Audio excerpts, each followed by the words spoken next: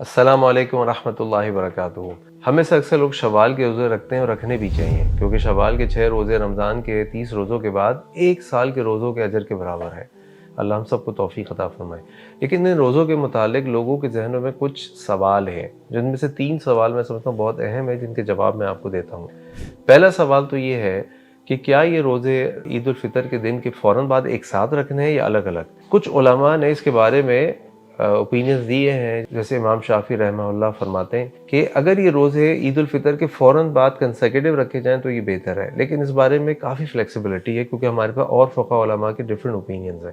تو اس میں جو بیسٹ اور پریفرڈ اوپینین ہے واللہ عالم وہ یہ ہے کہ آپ یہ 6 روزے پورے شوال کے مہینے میں سوائے پہلی شوال جو کہ عید کا دن ہوتا ہے اس کے علاوہ آپ الگ الگ بھی رکھ سکتے ہیں، ایک ساتھ بھی رکھ سکتے ہیں، اس میں کوئی پرابلم نہیں ہے۔ لیکن میں تو مشورہ دوں گا اگر آپ پیر اور جمعرات کر کے رکھ لیں یا ایام 20 کے ساتھ رکھ لیں تو آپ کو ڈبل یا ٹرپل اجر بھی مل سکتا ہے۔ اس بارے میں دوسرا اہم سوال یہ آتا ہے کہ اگر کسی کا رمضان کے روزے رہ گئے ہوں، فرض روزے، تو کیا وہ پہلے رمضان کے قضا روزے پورے کرے یا وہ شوال کے 6 روزے رکھ کے بعد میں بھی رمضان کے قضا روزے پورے کر سکتا ہے؟ اس میں علماء کے مختلف اوپینین ہیں، لیکن واللہ عالم جو بات مجھے زیادہ پریفرڈ اور اسٹرانگ لگتی ہے وہ یہ لگتی ہے کہ اللہ کے نبی صلی اللہ علیہ وسلم، جیسے کہ ہم سب جانتے ہیں کہ شوال کے روزوں کی فضیلت بھی بیان فرمائی ہے، پھر آپ صلی اللہ علیہ وسلم نے عاشورہ کے روزوں کی فضیلت بھی بیان فرمائی ہے، آپ نے ذو الحجہ کے روزوں کی فضیلت بھی بیان فرمائی ہے، اور آپ صلی اللہ علیہ وسلم نے رمضان کے جو روزوں کی قضا ہے اس کی ٹائم لمٹ بتائی ہے اگلے سال کے رمضان سے پہلے، یعنی پورا سال آپ کے پاس ہے، اگلے رمضان سے پہلے آپ رکھ سکتے ہیں۔ تو یقیناً کئی ایسے صحابہ اور صحابیات ہوں گے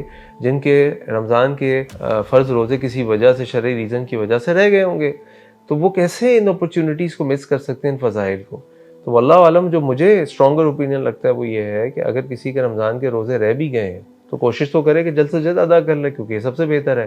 لیکن اگر وہ نہیں ادا کر پا رہا تو وہ شوال کے 6 روزے رکھ کر اس فضیلت کو حاصل کر لے، اور اس کے پاس جو ٹائم لمٹ موجود ہے وہ اگلے رمضان تک ہے، وہ اس وقت تک اپنے فرض روزوں کی قضا ادا کر لے۔ تیسرا اہم سوال یہ آتا ہے کہ اگر کسی کے رمضان کے فرض روزے رہ گئے ہیں تو وہ رمضان کے فرض روزوں کے ساتھ اسی روزے میں اس شوال کے روزے کی نیت بھی کر لے؟ نہیں، ایسا نہیں کر سکتے۔ فرض روزوں کا اپنا ایک سٹیٹس ہے، نفلی روزوں کا اپنا سٹیٹس ہے۔ فرض روزے آپ کو الگ انڈیپینڈنٹ اس کی قضا دینی پڑے گی۔ ہاں، نفلی روزوں میں آپ ملٹیپل نیت کر سکتے ہیں۔ مثال کے طور پہ آپ شوال کے 6 روزے رکھ رہے ہیں اور پیر کا دن بھی آ جاتا ہے، تو آپ دونوں نیتیں کر کے انشاءاللہ اللہ تعالیٰ سے دونوں نیتوں کے مطابق اجر کی امید رکھ سکتے ہیں۔ اسی طریقے سے اگر آپ یہی روزہ شوال کا پیر کا ہی دن ہو اور ایام 20 ہوں، یعنی 13، 14، 15 کی تاریخیں ہوں، تو آپ 3 نفلی روزوں کی نیت کے ساتھ بھی انشاءاللہ روزے رکھ سکتے ہیں، اللہ تعالیٰ سے 3 نفلی روزوں کا اجر کی امید رکھ سکتے ہیں انشاءاللہ۔